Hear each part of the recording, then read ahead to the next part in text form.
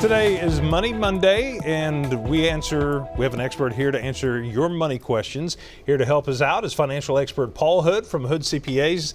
Thanks as always for being here with us. I appreciate you being here. We're going to get to some financial questions, but during the commercial break, of course, we were talking Oklahoma State football. Go Pokes. Go Pokes, all right. But we're going to get to financial questions. We have a couple to get to today. The first is from Jaron. He says, a client currently works as an Uber Lyft driver.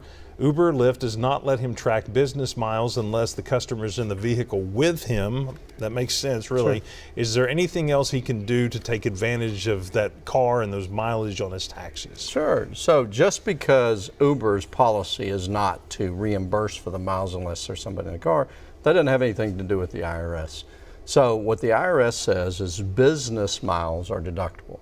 What they exclude is what's called commuting miles, which is going from home to work, is non-deductible. So what an Uber driver should do is they should set up a home office. So you have a room that's used regularly and exclusively for business. You conduct business there, taking care of accounting or whatever.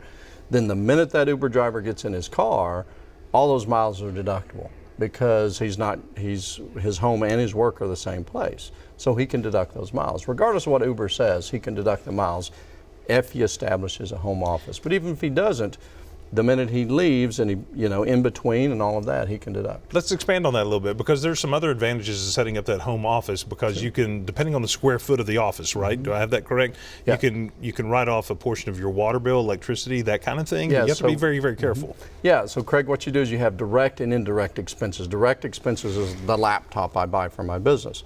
Indirect is going to be the general expenses of the home, mowing the lawn, landscaping, insurance, taxes, mortgage interest, repairs, all of that is considered indirect expense, and you can deduct a portion of it based on the ratio of the office to the total square footage of the house. Yeah, a portion of it. That's important to point out. Yeah. That's right. That's exactly right. All right, let's go to our next question. Shirley says, I'm a single senior citizen with a traditional IRA at a pitiful APR of 0.55%.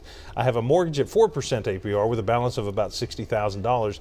I'm thinking about withdrawing funds from my IRA to pay off my mortgage. What are the pros and cons that I should consider? Sure. So the answer to this question is really going to depend upon her future plans or future needs for that money, as well as the tax bracket she is in. Because if she needs to pull out $60,000 to pull a mortgage, pay off her mortgage, she's actually going to have to pull out normally about $75,000 to $80,000. The biggest issue is I teach people to look at their investments like minions, those little yellow cartoon dudes. They work, and they replicate. And as soon as you have enough minions, you can buy back your time. So the fact is she should probably consider changing the house she's investing to get more of a compounding effect, because the interest on your home is simple interest. So not only do you not want to pull the IRA out for tax purposes, you don't want to pull it out because that's a minion. That's a compounding type vehicle versus a simple interest loan. It's not working for you at that point then. Yeah. But if she's so conservative, then maybe she should. But the tax side of it, if she's in a low tax bracket, because there's a ripple effect with taxes, that she could really get hit hard. Okay, well, I think we have time for one more question. We'll make it quick. The Senate is debating today about extending the country's debt ceiling so the U.S. doesn't default on its loans. What would happen to the country if it did default?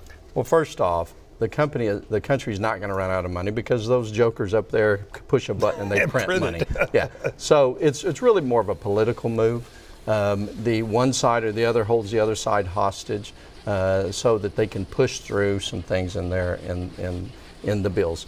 Frankly, we don't have a balanced budget act anyway, and it's a horrible thing. It's just increasing. It's like somebody who's horrible with money that has the power to call the credit card company and always increase their rate. So, it's a tough question to answer, but it's all terrible stuff. Doesn't really work in our personal finances. No, it does But in not. Washington, it seems to work sometimes. Yeah, let's just print some more. All right, Paul, thanks for being here. We appreciate it.